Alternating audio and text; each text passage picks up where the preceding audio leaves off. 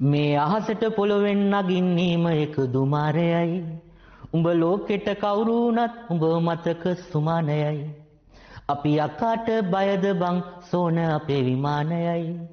ඔය කොකාට වාරය නම් තිත්ත යට දෙවාරයයි. මේ අහසට පොළොවෙන් නගින්නීම එක දුමාරයයි. මේ කියන්නේ අපි හැමෝටම උරුම වන ධර්මතාවය. මොකක්ද? මරණය.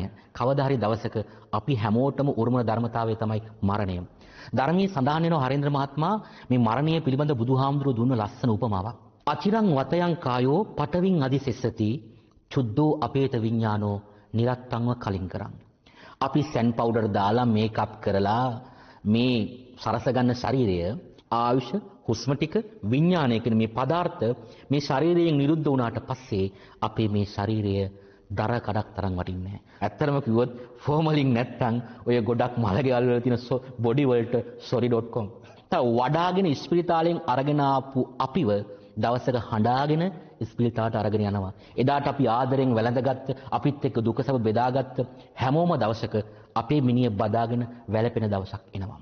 ඔබ මොන චරිතයක් වුණත් දුමේ පාට වෙනස් වෙන්නේ නැහැ. දුමේ හැඩේ වෙනස් වෙන්නේ නැහැ. මේ අහසට පොළොවෙන් නගින්නේ මේක දුමාරයයි කියලා විග්‍රහ කරන්නේ අන්න ඔය ධර්ම කාරණය. උඹ ලෝකෙට කවුරු වුණත් උඹ මතක සුමානයයි. හරිද මත මේ කියන්නේ අනිත්‍ය ධර්මතාවයම තමයි. වෙනස් වීම.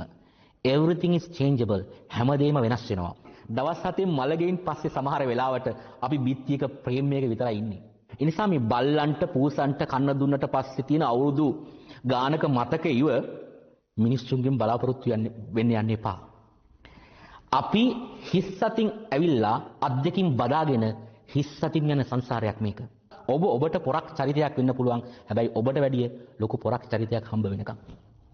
ඔබ ලෝකෙට කවුරුණත් ඔබ මතක සුමානයයි කියන්නේ ඔන්න ඔය තේරුම. අපි යකාට බයද බං සෝන අපේ විමානයයි. දැන් අපි ওই පොදු ව්‍යවහාරයේ තියෙනවානේ කතාවක්. යක්කුන්ට බය නම් අපි සෝනේ ගෙවල් හදන්නේ. යක්කුන්ටත් කුක්කු පෙව්වේ කොක්කු පෙන්නලා ආදි වශයෙන් මේ යකත් එක්ක බැඳිච්ච වදන් කීපයක් තියෙනවා. ඉතින් සාමාන්‍යයෙන් අපි යක්කුන්ට බයයිනේ.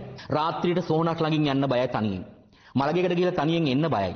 තොවිලියක් තිබ්බොත් තුම්මන් අධ්‍යාප පහු කරන් යන්න බයයි. ඇත්තටම කිව්වොත් গুপ্ত බවක් තියෙන හැම තැනකම අපි තනි වෙන්න බයයි. හැබැයි හරින්ද්‍ර මහත්මයා සැබෑ යථාර්ථය නම් ජීවත් වෙලා ඉද්දී හිතින් මවාගත්ත යක්කුන්ට බය අපි යක්කු තක්කු මුක්කු ගැහිලා ඉන්න සෝනක ගිහිල්ලා අවසානයේ අපිට සැතපෙන්න සිද්ධ වෙනවා තනිවම. අද අපි පැල්පතක ජීවත් වුණත් මහා මන්දිරයක ජීවත් වුණත් දවසක අපේ නවාතැන වෙන්නේ සෝනක්. ඊට පස්සේ හරිද මහත්මයා ඔය කොකාට වාරේ නම් තිත්‍යයට දෙවාරයයි. බලවතෙක්ට වගේම දුබලෙක්ටත් අවස්ථාවක් එනවා. ඒක අමතක කරන්න එපා. අලියක් කැලේට කොච්චර ලොකු සතෙක් වුණත් හරිද මහත්මයා ඉත්තක් කරන් කන්‍යාදී දෙපැත්තට ගසනවා. ඇයි දන්නවද? බයයි කටුස්සෙක් කරි හිටියොත් හොඬවැල ඇතුළට ඩිංගුවොත් අතාට උන් මිටි දැන් අමතක වෙනවා. ඒ තරම් විපතක් වෙන්න පුළුවන්. ඒ වගේම තමයි සිංහයා කැලේ මොන රජෙක් වුණත් ඉත්තෑවත් එක සෙල්ලම් දාන්න යන්නේ නැහැ. ඉත්තෑව පොඩි සතෙක් වුණත්. අන්න ඊට පස්සේ මේ කියනවා ගල් කටස් පටස් ගාලා গিitar වෙනවා මේ සින්දු වල මෙල්ලි. මොනතරම් තද මිනිස්සෙක් වුණත් গিitar එකක් කොංගෝ එකක් දර්බග් එකක් පියානෝවක් ඉස්සරහා මුදුමලෙක් වෙන මහ වෙලාවක් යන්නේ. අඟුලිමාල ආලවක සච්චක නාලාගිරි හේමවත මොනතරම් දැඩි අශාන්ත අදාන්ත මිනිස්සු බුදුහාමර එක ප්‍රණීත වචයෙන් দমনය වුණාද? චීන පටස් දාලා වගේ පුටාර එකේ යති 6-4 කල්ලි. ඒතර අපි ඔක්කොටම මේ සතුට සොම්නස ඕන. චීන පටස් දාලා වගේ සතුට අපි සද්ද දාගෙන තමයි එන්නේ. පුටාර එකේ යති. පුටාර කියන්නේ මොකද්ද? භවය. පුටාරකට කියනවා අපි සිංහලෙන් බයිසිකලේ කියලා. පුට් සයිකලේ. පුට් සයිකලේ තමයි පුටාරක වෙන්නේ. ඔය කොල්ලන්ගේ වචන මේ. එතකොට පුටාර එක හරි ඉක්මනට යන ගමනක් නෙමෙයි. හරි හිමින් යන්නේ බයිසිකලේ. රෝද දෙක කැරකෙන්නේ යන පැත්තට. රෝද දෙකම කැරකෙන්නේ යන දිශාවට. හැබැයි හරේන්ද්‍ර මහත්මයා බයිසිකලයක් හිටවලා තියන්න බෑ. ආධාරකයක් ඕනේ. ඒ ආධාරකය තමයි ධර්මය. එහෙනම් මේ ගමන නවත්ත ගන්න ඕන නම් ධර්මය ඕනේ. 6-4 කල්ලි. 6-4. 6-4 කියන්නේ මොකද්ද? දිව්‍ය ලෝක 6යි අපාය 4යි. ඔන්න ඔය කියන දිව්‍ය ලෝක 6ටයි අපාය 4ටයි රෙජිස්ටර් වෙලා එන පිරිසක් තමයි මේ එන්නේ. ඊළඟට මේකේ සඳහන් වෙනවා අපි කොටස් වෙළඳ පොලේ සටස් ගානකොට වැටෙන්නේ නෑ සල්ලි. කොටස් වෙළඳ පොල කියන්නේ අපි කියන්නේ ස්ටොක් මාකට් එක කියලානේ. එතකොට ඒක කඩා වැටුනොත් මුළු රටේ ආර්ථිකයටම බලපානවා. මේක ලෝකෝත්තර අර්ථයෙන් ගන්න. මේ කොටස් වෙළඳ පොල කියන්නේ අර කොටස් වෙළඳ පොල නෙමෙයි. අපේ පින්පොත. ඒක හිස් කරගන්න එපා. අද ගොඩක් මිනිස්සු පිනට වඩා පවට බරයි. පින්පොතේ empty. ඔබේ පින් පොතේ ආයෝජනය කරගන්න. ඒකට අපි උත්සාහ කරන්න ඕනේ. ඒක තමයි මේ කියන්නේ අපි කොටස් වෙළඳ පොලේ සටස් ගානකට වැටෙන්නේ නැහැ සල්ලි. අපි හෙටත් මෙහිමමයි ගටක් තියනකොට යටත් වෙයිද මල්ලි. හරිද මහත්මයා? ගට කියන්නේ හැකියාව, පුළුවන්කම, ශක්තිය, ගැම්ම. අපේ ගටක් තියෙන්න ඕනේ. ශක්්‍යතාවයක් තියෙන්න ඕනේ අපිට මේ සංසාරයෙන් ඈතර වෙන්න. යටත් වෙයිද මල්ලි. නමුත් ආයි අපි මේ සසරට යටත් වෙයිද? දිස්නිය දුන්නට වත් කරන් ඇත්ත මතු පිට නෑ බං රත්තරන්. බුදුහාරගේ දේශනාවේ සඳහන් වෙනවා අප මේ උදේ හවා නාවලා කවලා පොවලා සෙන් පවුඩර් ගාලා කරන්න පුළුවන් හැම දෙයක්ම කරලා මේ පවත්වගෙන යන ශරීරය නිකන් හරි මේ ස්කින් එක යහපැත්ත ගහලා තිබ්බනම් කපුට අපි පස්සේ ෆලෝ කරන එක අපිටවත් නවත්ත ගන්න බෑ කියලා. ඔය ප්‍රශ්නීය දවසක උඹලගේ වෙනකන් උත්තර ප්‍රීහිට්ස් තරම් අපි අනුන්ගේ ප්‍රශ්න වලට උත්තර දෙන්න ඔස්කාර්ලා. හැබැයි මේ ප්‍රශ්නෙම දවසක ඔබගේ වෙච්ච දවසට ඔබ නිරුත්තරයි. එක්ක ඔබ වෙනවා වහ බෝතලයක්, එක්ක කඹයක්, නැත්නම් කෝච්චියක් කියන ටයිම් එක. අද ඇතම් දේශකයොත් අපි දකින්න මේ වගේ. ශ්‍රාවකයන්ට කියනවා වෙස්සන්තරලා වෙන්න. හැබැයි දේශකයෝ අදින්න පුඹකලටත් එහා. ඔක තමයි ඇත්ත කතාව. අර කතාවට කියන්නේ බණ ඇසුව මම සුගතියේ, බණ දෙසුව ඔබ හැයි දුගතිය කියලා. මේක තමයි ඇත්ත යථාර්ථය. තුන් මුලස් සංදිවල වලක් බහිනවා පාට වණ්ඩි. පාට වණ්ඩි.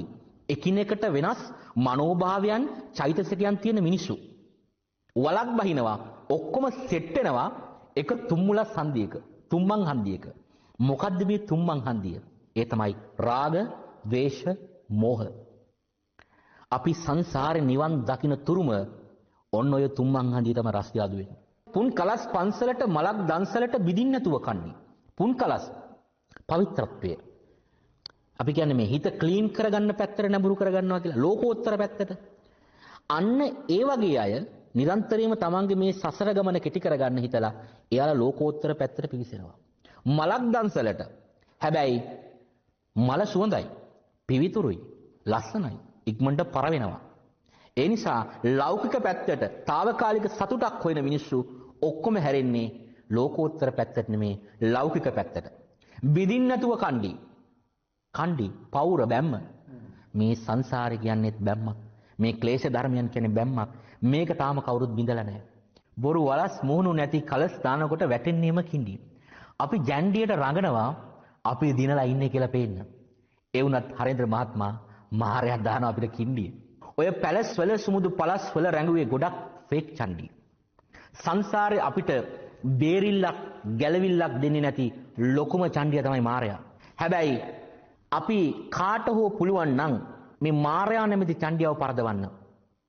අපේ භාෂාවෙන් කිව්වොත් ඒ තමයි රියල් චණ්ඩි.